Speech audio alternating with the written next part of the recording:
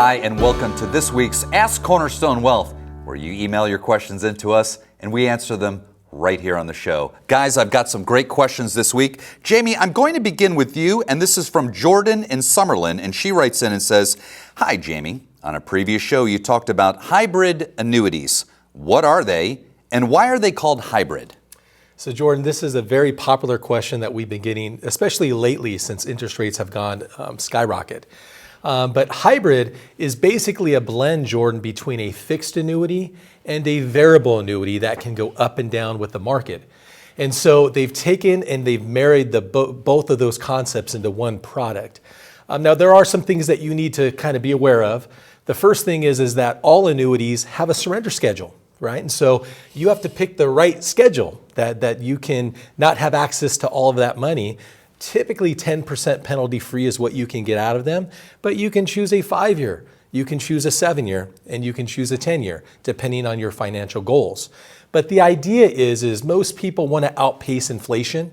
And one of the big risks, Jordan, that a lot of people are facing right now is inflation risk, right? We've seen it the last 2 years where inflation has shot up 7, 8, sometimes double digits. Now it's come down to where we're about at 3%, and we're trying to get it to 2%, but we want to outpace inflation.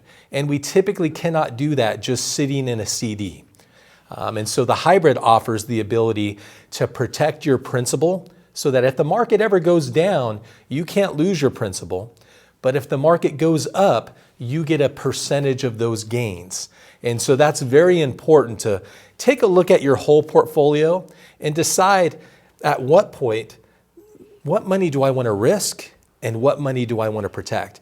And a hybrid annuity tends to protect while trying to grow safely to keep up with inflation. Jamie, that's a very good point. And that made me think of, you can also, with some of these hybrid annuities, add a few bells and whistles if it makes sense for you to add the ability to take a guaranteed lifetime income stream for as long as you live.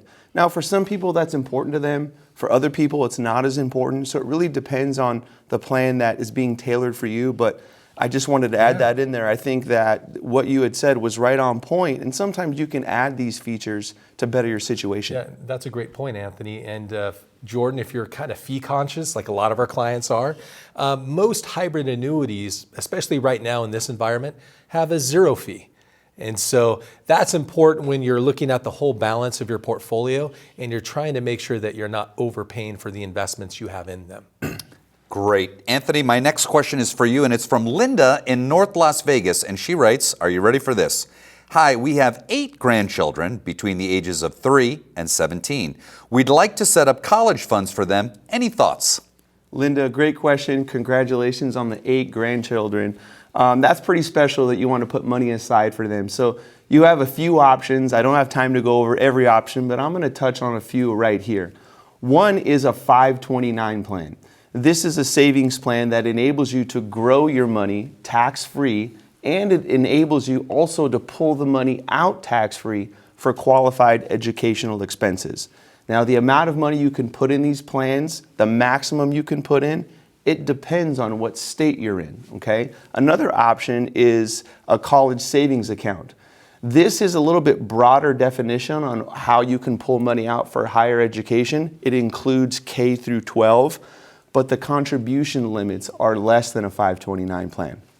One other option that you have, Linda, is that you can do direct gifting to your grandchildren. Now, there's a max that you can gift each year, so make sure you consult with your tax advisor. But here are the main takeaways. You have to take into consideration what are the contribution limits, and also ownership, how quick you can access the funds, and also how is it going to impact your ability to take financial aid for your grandchildren.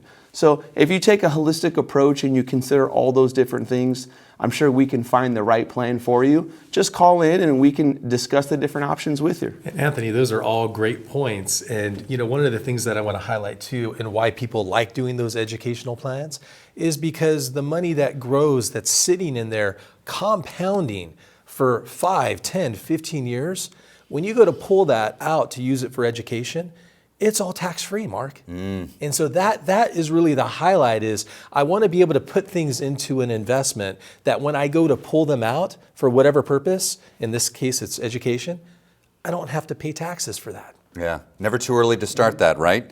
Anthony, Jamie, thanks so much. Hey, if you want more information about anything we spoke about here today, hey, give us a call in the office. We'd love to start a conversation or go to our website.